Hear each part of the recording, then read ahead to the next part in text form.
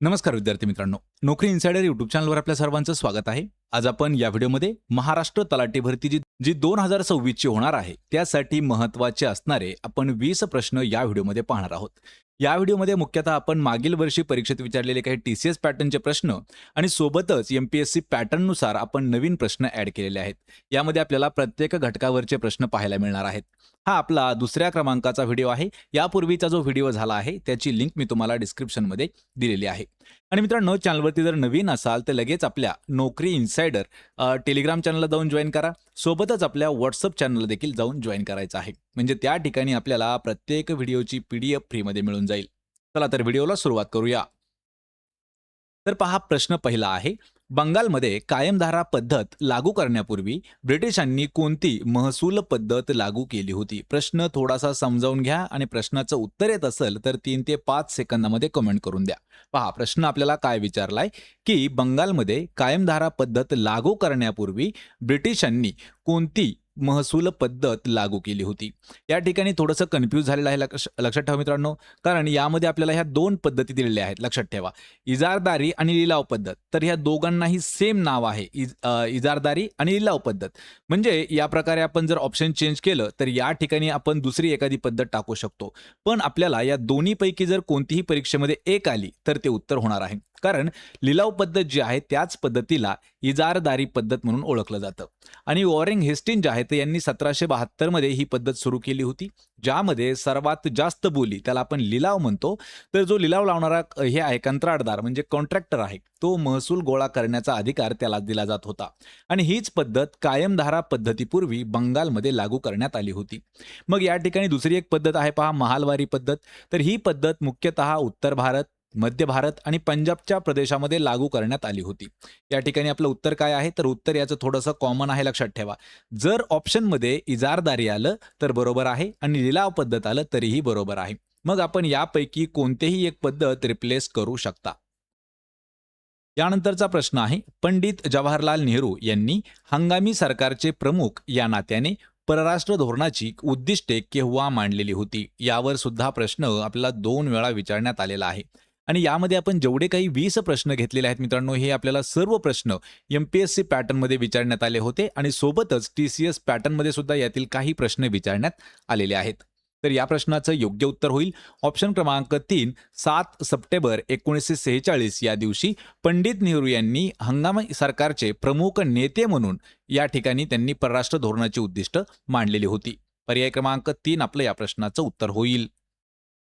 यानंतरचा प्रश्न आहे. भारतीय राज्यघटनेच्या अनुच्छेद 24 नुसार किती वर्ष वयाखालील बालकाला कारखाने किंवा खाणीत काम करण्यास प्रतिबंध करण्यात आलेले आहे? सर्वात इम्पॉर्टंट असणारा प्रश्न आहे आणि हा प्रश्न आपल्याला खूप साऱ्या हॉटेल्सवरती, खानावळीवरती, कारखान्यावरती दिसून आला असेल. या ठिकाणी बाल कामगार काम करत नाहीत असं आपल्याला एक लेबल दिसलं असेल. पण या ठिकाणी लक्षात ठेवा की जो अनुच्छेद 24 आहे तर त्यानुसार त्यांचं जे वय आहे ते किती ठेवलेलं आहे? तर या प्रश्नाचं योग्य उत्तर होईल ऑप्शन क्रमांक 3. तर वय आहे त्यांचं 14 वर्ष. म्हणजे 14 वर्षाखालील जेवढे काही बालकं आहेत तर त्यांना खाणकामी कामात किंवा कारखान्यामध्ये कामावर ठेवण्यासाठी प्रतिबंध करण्यात आलेला आहे. ऑप्शन क्रमांक 3 आपलं या प्रश्नाचं उत्तर होईल.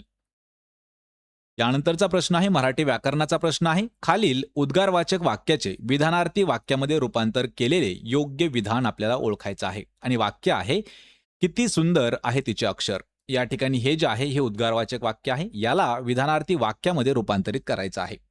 तर या प्रश्नाचं योग्य उत्तर असणार आहे ऑप्शन क्रमांक 1. तर तिचे अक्षर खूप सुंदर आहे असं आपलं उत्तर होईल.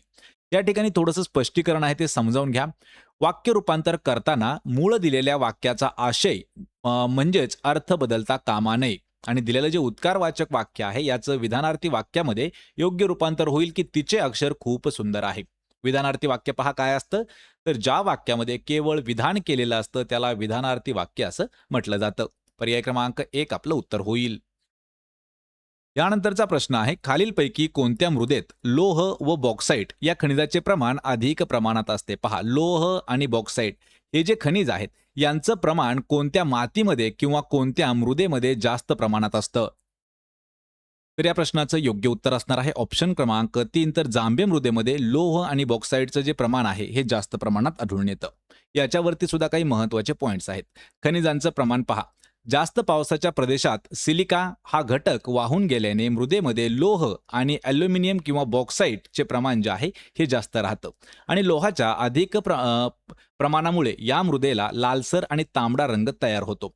ही जो आढळ म्हणजे याचा जो आढळ आहे हा महाराष्ट्रात कोणकोणत्या ठिकाणी आहे? तर ही मृदा म्हणजे जांभी मृदा महाराष्ट्रातील दक्षिण कोकण, विशेषतः रत्नागिरी आणि सिंधुदुर्ग या जिल्ह्यामध्ये, तसेच पश्चिमेकडील सह्याद्रीच्या उंच भागामध्ये म्हणजे कोणते कोल्हापूर आणि सातारा या जिल्ह्यामध्ये आढळून येते. पर्याय क्रमांक 3 आपलं या प्रश्नाचं उत्तर होईल. यानंतरचा प्रश्न आहे डॅश आणि डॅश नद्यांच्या खोऱ्यांचा प्रदेश हा आजच्या भारत आणि पाकिस्तानमध्ये विभागलेला आहे. इम्पॉर्टंट असणारा प्रश्न आहे. खालीलपैकी अशा कोणत्या नद्या आहेत? डॅश आणि डॅश म्हणजे दोन रिकाम्या जागा दिलेल्या आहेत आणि त्या नद्यांच्या खोऱ्यांचा प्रदेश हा आजच्या भारत आणि पाकिस्तानमध्ये विभागलेला आहे. या प्रश्नाचं योग्य उत्तर होईल ऑप्शन क्रमांक 1 तर सिंधू आणि सरस्वती. तर पहा, सिंधू आणि सरस्वती नद्यांच्या खोऱ्यांचा प्रदेश हा आजचा जो आपला भारत आणि पाकिस्तान आहे त्या भागामध्ये विभागलेले आहेत. पर्याय क्रमांक 1 आपलं या प्रश्नाचं उत्तर होईल. आणि मित्रांनो, जेवढी काही भारताची जगाची नदी प्रणाली आहे त्याच्यावरती हा प्रश्न खूप इम्पॉर्टंट आहे. त्यासाठी आपण नदी प्रणालीवरती लवकरच एक खूप मोठा व्हिडिओ घेऊन येणार आहोत. यानंतरचा प्रश्न आहे कायदा करणे ही कायदा मंडळाची जबाबदारी असते, परंतु नागरिकांनीच कायद्याचा प्रस्ताव मांडणे याला डॅश असे म्हटले जाते. या ठिकाणी आपल्याला सरळ सरळ एक व्याख्या विचारलेली आहे. व्याख्या समजावून घ्या. कायदा करणे हे कोणाची जबाबदारी आहे? तर कायदे मंडळाची असते, परंतु नागरिकांनीच कायद्याचा प्रस्ताव मांडणे या गोष्टीला काय म्हटलं जातं? तर याला म्हटलं जातं पर्याय क्रमांक 3 जन उपक्रम. लक्षात ठेवा, जन उपक्रमाची व्याख्या काय आहे? नागरिकांनीच कायद्याचा प्रस्ताव मांडणे त्याला म्हटलं जातं जन उपक्रम. ऑप्शन क्रमांक 3 आपलं उत्तर असेल.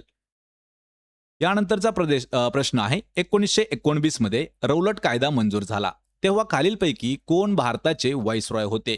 याच्यावरती आपल्याला 2 प्रश्न हे प्रत्येक परीक्षेमध्ये आतापर्यंत विचारण्यात आलेले आहेत. पहिला प्रश्न विचारला होता की रौलट कायदा कधी मंजूर करण्यात आला?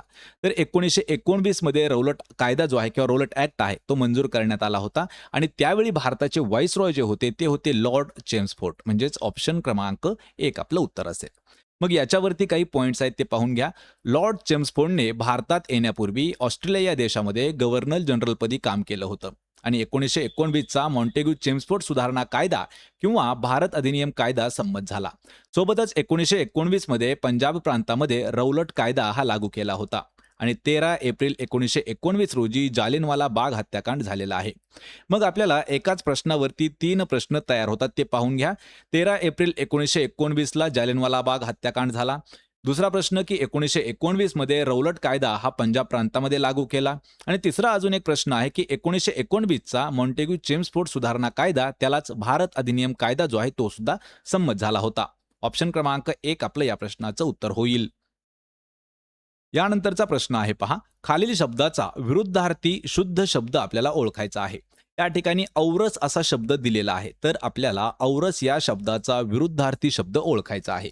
मित्रांनो, ही जी तलाठी भरती होणार आहे तर ती जे आहे एमपीएससी पॅटर्न त्याला कंडक्ट करणार आहे, म्हणजे एमपीएससी त्याला घेणार आहे आणि त्यामध्ये मराठी व्याकरण जे आहे ना हे खूप कमी प्रमाणात विचारलं जातं आणि जे काही विचारलं जातं त्यामध्ये सुद्धा आपल्याला समानार्थी शब्द आणि विरुद्धार्थी शब्द हे महत्त्वाचे आहेत.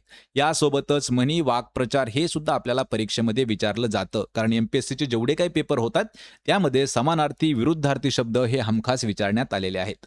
त्या हिशोबानं आपण जवळपास 200 शब्द आहेत त्यांची एक व्हिडिओ सिरीज सुद्धा घेतलेली आहे. त्या व्हिडिओची लिंक मी तुम्हाला डिस्क्रिप्शनमध्ये दिलेली आहे. तर औरस या शब्दाचा विरुद्धार्थी शब्द होणार आहे ऑप्शन क्रमांक 1 तर अनौरस हा त्याचा विरुद्धार्थी शब्द होईल. मग यामध्ये अजून काही आपण महत्त्वाचे विरुद्धार्थी शब्द पाहूया.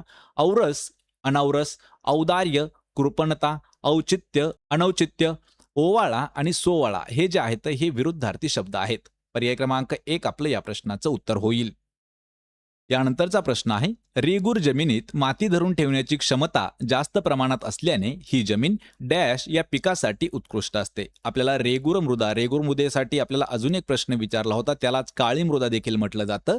तर या मृदेची खासियत काय आहे की ही जी जमीन आहे किंवा ही जी माती आहे याची क्षमता जास्त असते पाणी धरून ठेवण्यासाठी. मग हे कोणत्या पिकासाठी जास्त उत्कृष्ट ठरते? तर या प्रश्नाचं योग्य उत्तर होईल ऑप्शन क्रमांक 4 तर कापूस पिकासाठी काळी मृदा ही जास्त उत्कृष्ट असते. तिचं मुख्य कारण कारण आहे की जमिनीमध्ये पाणी धरून ठेवण्याची क्षमता ही तिची जास्त असते. म्हणूनच याच जमिनीला कापसाची जमीन किंवा ब्लॅक कॉटन सॉइल म्हणून सुद्धा ओळखलं जातं. यामध्ये अजून दुसरेही पिकं येऊ शकतात. त्यामध्ये ऊस आहे, सोयाबीन आहे, ज्वारी आहे आणि तुरीचं पीक हे उत्तम प्रमाणात त्या ठिकाणी येतं. पर्याय क्रमांक 4 आपलं उत्तर असेल. यानंतरचा प्रश्न आहे, भारतीय संविधानातील खालीलपैकी कोणता अनुच्छेद दंडात्मक स्थानबद्धतेअंतर्गत अटक केलेल्या व्यक्तींना संरक्षण मंजूर करतो? प्रश्न इम्पॉर्टंट आहे, समजावून घ्या. प्रश्न हा आतापर्यंत आपल्याला 4 वेळा परीक्षेमध्ये विचारलेला आहे. आपल्याला 1 वेळा हा MPSCच्या मेन्समध्ये सुद्धा प्रश्न विचारण्यात आला आहे. भारतीय संविधानातील असा कोणता अनुच्छेद आहे जो दंडात्मक स्थानबद्धतेअंतर्गत अटक केलेल्या व्यक्तींना संरक्षण मंजूर करतो? तर या प्रश्नाचं योग्य उत्तर होणार आहे ऑप्शन क्रमांक 3, तर अनुच्छेद 22 हे आपलं उत्तर होईल. मग याच्यावरती महत्त्वाचे पॉइंट्स आहेत. स्थानबद्धता 2 प्रकारची असते. व्यक्तीने केलेल्या गुन्ह्याबद्दल खटला होऊन न्यायालयात आरोप सिद्ध झाल्यावरती शिक्षा म्हणून स्थानबद्ध करणे म्हणजे शिक्षात्मक स्थानबद्धता होय. आणि खटला न होता न्यायालयात आरोप सिद्ध न होता ताब्यात घेणे म्हणजे प्रतिबंधात्मक स्थानबद्धता होय. 2 प्रकार आहेत, ते सांगितले आहेत पहा. पहिला हा आणि दुसरा हा. पर्याय क्रमांक 3 आपलं उत्तर होईल अनुच्छेद 22. यानंतरचा प्रश्न आहे, डॉक्टर बाबासाहेब आंबेडकरांना 1923 साली लंडन विद्यापीठाने कोणत्या विषयावरील प्रबोधनाबद्दल डॉक्टर ऑफ सायन्स ही पदवी त्यांना दिली होती? प्रश्न महत्वाचा आहे. याच्यावरती सुद्धा 2 ते 3 पॉइंट्स आहेत, ते समजावून घ्या. पहिला प्रश्न की डॉक्टर ऑफ सायन्स ही बाबासाहेबांना पदवी कोणत्या विद्यापीठाने दिली होती? लंडन विद्यापीठानं. कधी दिली होती? तर 1923 या वर्षी दिली होती. पण या ठिकाणी प्रश्न विचारलाय की त्यांना कोणत्या विषयातील प्रबोधनाबद्दल दिली होती? तर या प्रश्नाचं योग्य उत्तर होईल ऑप्शन क्रमांक 2, अर्थशास्त्राबद्दल त्यांना ही पदवी दिली होती. मग याच्यावरती सुद्धा अजून एक पॉइंट होतो की त्यांचा प्रबंध कोणता होता? तर डॉक्टर बाबासाहेब आंबेडकरांना 1923 साली लंडन विद्यापीठाने द प्रॉब्लेम ऑफ रुपी हे जे आहे हा त्यांचा प्रबंध होता. त्याचा विषय येतो अर्थशास्त्र आणि याच विषयावरील प्रबंधाबद्दल त्यांना डॉक्टर ऑफ सायन्स ही पदवी त्यांनी दिली होती. पर्याय क्रमांक 2 आपलं उत्तर होईल. त्यानंतरचा प्रश्न आहे, खंजर हा कितव्या क्रमांकाचा युद्ध सराव भारत आणि किर्गिस्तान यांच्या दरम्यान मार्च 2025 मध्ये पार पडला? आपण हा मुद्दाम करंट अफेअरचा प्रश्न आहे आणि 2025 वरचा घेतलेला आहे, कारण हा जो प्रश्न आहे याच्यावरती 1 वेळा आपल्याला प्रश्न विचारण्यात आलेला आहे. फक्त प्रश्न थोडासा वेगळ्या पद्धतीने विचारला होता. तर या प्रश्नाचं योग्य उत्तर होणार आहे ऑप्शन क्रमांक 3, तर 12व्या. लक्षात ठेवा, खंजर हा जो आहे हा कितव्या क्रमांकाचा आहे? तर 12व्या क्रमांकाचा युद्ध सराव आहे, जो भारत आणि किर्गिस्तान यांच्या दरम्यान मार्च 2025 मध्ये पार पडला होता. पर्याय क्रमांक 3 आपलं उत्तर होणार आहे. यानंतरचा प्रश्न आहे, खालील शब्दाचा समास आपल्याला ओळखायचा आहे. पहा, दरमजल हा शब्द आहे आणि याचा आपल्याला समास कोणता आहे हे ओळखायचं आहे. समासावरती सुद्धा प्रश्न आपल्याला आतापर्यंत विचारण्यात आलेले आहेत. या प्रश्नाचं योग्य उत्तर होणार आहे ऑप्शन क्रमांक 4, तर हा अव्ययीभाव समास असणार आहे. का असणार आहे याच्यावरती स्पष्टीकरण आहे, ते समजावून घ्या. जेव्हा सामासिक शब्दाचे पहिले पद बहुधा अव्यय असून ते महत्वाचे असते, तसेच त्या सामासिक शब्दाचा उपयोग जो आहे तो क्रियाविशेषणासारखा केलेला असतो, तेव्हा तो अव्ययीभाव समास होतो. या ठिकाणी जेवढे काही आपले विद्यार्थी अजून वेगवेगळ्या परीक्षेची तयारी करत असतील त्यांच्यासाठी सुद्धा हा समास घटक महत्वाचा आहे आणि त्यामधील अव्ययीभाव समास हा इम्पॉर्टंट आहे. या ठिकाणी आपण त्याची व्याख्या पाहिली. या सामासिक शब्दांना संस्कृत, फारसी, मराठी उपसर्ग लागलेले असतात. लक्षात ठेवा, दर मजल म्हणजे काय? मजलच्या आधी एक उपसर्ग लागलेला आहे, त्याचं आहे नाव दर. तर आणि संस्कृतमध्ये उपसर्गांना अव्यय म्हणतात. लक्षात ठेवा, संस्कृतमध्ये उपसर्ग जे असतात त्यांना अव्ययच म्हटलं जातं. आणि दिलेला जो शब्द आहे त्याला दर हा फारसी भाषेतील उपसर्ग लागलेला आहे, म्हणून हा शब्द दर मजल झालेला आहे आणि हा अव्ययीभाव समासाचं उदाहरण आहे. यामध्ये अजून आपण काही फारसी उपसर्ग पाहूया जे अव्ययीभाव समासामध्ये वापरले जातात. यामध्ये आहेत दर, हर, बिन, बे, गैर, बर, बे इत्यादी जे आहेत हे फारसी उपसर्ग आहेत जे अव्ययीभाव समासामध्ये वापरले जातात. पर्याय क्रमांक 4 आपलं उत्तर होईल. यानंतरचा प्रश्न आहे, महाराष्ट्रात खालीलपैकी कोणत्या वर्षी प्रकर्षित जलविभाजक विकास कार्यक्रम सुरू करण्यात आलेला आहे? पहा, प्रकर्षित जलविभाजक विकास कार्यक्रम हा आपल्या राज्यामध्ये कधी सुरू करण्यात आलेला आहे? तर या प्रश्नाचं योग्य उत्तर होणार आहे 1983 साली हा उपक्रम जो आहे किंवा कार्यक्रम जो आहे तो सुरू करण्यात आलेला आहे, ज्याचं नाव आहे प्रकर्षित जलविभाजक विकास कार्यक्रम. याची सुरुवात कधी करण्यात आली? 1983 मध्ये. पर्याय क्रमांक 1 आपलं उत्तर होईल. यानंतरचा प्रश्न आहे डॅश या घटनादुरुस्तीनुसार लोकसभा सदस्य संख्येमध्ये 2026च्या जनगणनेचे योग्य आकडे आल्यानंतरच बदल करण्यात येईल अशी तरतूद करण्यात आलेली आहे. प्रश्न थोडासा महत्त्वाचा आहे. प्रश्न जो आहे हा 2001 पासून सुरू असलेला हा प्रश्न आहे. मग आपण या ठिकाणी पाहून घ्या काय विचारले की कोणती अशी घटनादुरुस्ती आहे की त्यानुसार लोकसभेमध्ये जे काही सदस्य आहेत त्यांच्या संख्येमध्ये 2026च्या जनगणना ज्यावेळेस होईल आणि ती जनगणना झाल्याच्या नंतर जो काही रिझल्ट येईल त्यांचे जे योग्य आकडे येतील ते आकडे आल्यावरच लोकसभा सदस्य जे आहेत त्यांच्या संख्येमध्ये बदल करण्यात येईल अशी तरतूद ही कितव्या घटनादुरुस्तीमध्ये केलेली आहे. तर या प्रश्नाचं योग्य उत्तर होईल ऑप्शन क्रमांक 2 तर 84वी घटनादुरुस्ती जी आहे जी 2001 ची आहे आणि या घटनादुरुस्तीमध्ये लोकसभा आणि राज्य विधानसभांच्या एकूण जागांची मर्यादा जी आहे ही 2026 नंतर होणाऱ्या पहिल्या जनगणनेचे आकडे प्रसिद्ध होईपर्यंत कायम ठेवण्याचा निर्णय घेतला होता आणि ज्यावेळी याचा फायनल रिझल्ट येईल जनगणनेचा त्यावेळी त्या संख्येमध्ये म्हणजे जी काही लोकसभेची सदस्य संख्या आहे त्यामध्ये बदल करण्यात येऊ शकतो.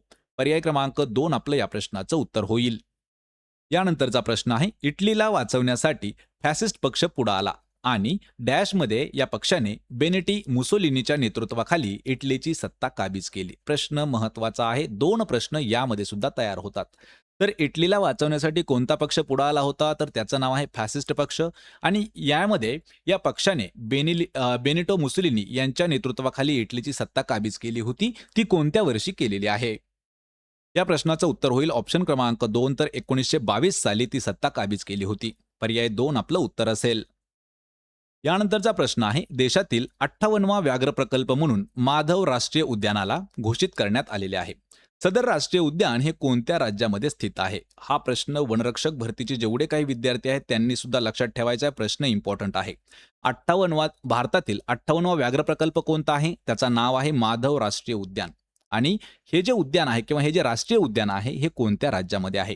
तर या प्रश्नाचं योग्य उत्तर होणार आहे ऑप्शन क्रमांक 3 तर हे मध्य प्रदेशमध्ये स्थित आहे. याच्यावरती महत्त्वाचे पॉइंट्स आहेत जे वनरक्षक भरतीच्या दृष्टीने इम्पॉर्टंट असणार आहेत. याचं मुख्य स्थान जे आहे ते कोणतं आहे तर हे राष्ट्रीय उद्यान मध्य प्रदेश राज्यातील शिवपुरी या जिल्ह्यामध्ये स्थित आहे आणि याला व्याघ्र प्रकल्पाचा दर्जा हा 2025 मध्ये मार्च महिन्यात देण्यात आलेला आहे आणि या उद्यानाला भारतातील 58व्या क्रमांकाचं तर मध्य प्रदेशमधील 9व्या क्रमांकाचा व्याघ्र प्रकल्प म्हणून घोषित करण्यात आला आहे. याचं वैशिष्ट्य काय आहे तर हे उद्यान विंध्य टेकड्याच्या परिसरात वसलेलं असून सख्या सागर आणि माधव सागर असे 2 तलाव त्या ठिकाणी आहेत. पर्याय क्रमांक 3 आपलं या प्रश्नाचं उत्तर होईल. यानंतरचा प्रश्न आहे खालील शब्दाचा समानार्थी शब्द आपल्याला ओळखायचा आहे आणि या ठिकाणी निर्धार हा शब्द दिलेला आहे. निर्धारचा समानार्थी शब्द काय होईल? या प्रश्नाचं योग्य उत्तर होईल पर्याय क्रमांक 3 निर्धारला समानार्थी शब्द आहे पहा निश्चय. एखाद्या गोष्टीचा निश्चय करणे किंवा त्याच गोष्टीचा आपण म्हणतो निर्धार केला म्हणजे हे 2 समानार्थी शब्द आहेत. अशाच प्रकारचे आपण 200 पेक्षा जास्त समानार्थी शब्द सुद्धा घेतलेले आहेत. ते जर पाहायचे असतील तर त्यांची लिंक मी तुम्हाला डिस्क्रिप्शनमध्ये दिलेली आहे. या ठिकाणी अजून काही आपण महत्त्वाचे समानार्थी शब्द पाहूया. पहिला आहे निर्धार. याचे समानार्थी शब्द निश्चय, निग्रह, दृढ संकल्प. निबिडचे गडद आणि घनदाट. नित्यचे सतत, नेहमी, सदैव. निवाडाचे निर्णय आणि न्याय हे समानार्थी शब्द आहेत. पर्याय क्रमांक 3 आपलं उत्तर होईल. यानंतरचा प्रश्न आहे किनारा नियमन क्षेत्र अधिसूचना ही किनारी प्रदेशाच्या पर्यावरण संरक्षणासाठी काढलेली आहे. अंदमान आणि निकोबार द्वीपसमूहासाठी कोणती किनारा नियमन क्षेत्र अधिसूचना लागू करण्यात आलेली आहे? प्रश्न महत्त्वाचा आहे. प्रश्न परत एक वेळा मी वाचतो, समजावून घ्या. किनारा नियमन क्षेत्र ही अधिसूचना किनारी प्रदेशाच्या पर्यावरण संरक्षणासाठी काढण्यात आलेली आहे. म्हणजे याचं वैशिष्ट्य किंवा आपण म्हणूया याचं उद्दिष्ट काय आहे? उद्दिष्ट आहे की ही जी अधिसूचना आहे ही किनारी प्रदेशाच्या पर्यावरणाच्या संरक्षणासाठी काढण्यात आलेली आहे आणि यामध्ये अंदमान आणि निकोबार द्वीपसमूहासाठी कोणती किनारा नियमन क्षेत्र अधिसूचना लागू करण्यात आलेली आहे? तर या प्रश्नाचं योग्य उत्तर होईल पर्याय क्रमांक 4 किनारा नियमन क्षेत्र अधिसूचना 4 ही जी आहे ही अंदमान आणि निकोबारसाठी लागू करण्यात आलेली आहे. पर्याय क्रमांक 4 आपलं या प्रश्नाचं उत्तर होईल.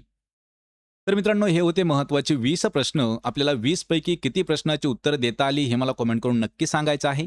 व्हिडिओ जर आवडला तर व्हिडिओला आपल्या लाईक करा, मित्रांमध्ये व्हिडिओ शेअर करा आणि आपल्या नोकरी इन्सायडर यूट्यूब चॅनलला सबस्क्राईब करून ठेवा. मित्रांनो आपलं मराठी नोकरी या नावाने एक टेलिग्राम चॅनल आहे, त्याला जाऊन जॉईन करा म्हणजे त्या ठिकाणी प्रत्येक व्हिडिओची PDF अगदी आपल्याला फ्रीमध्ये मिळून जाईल.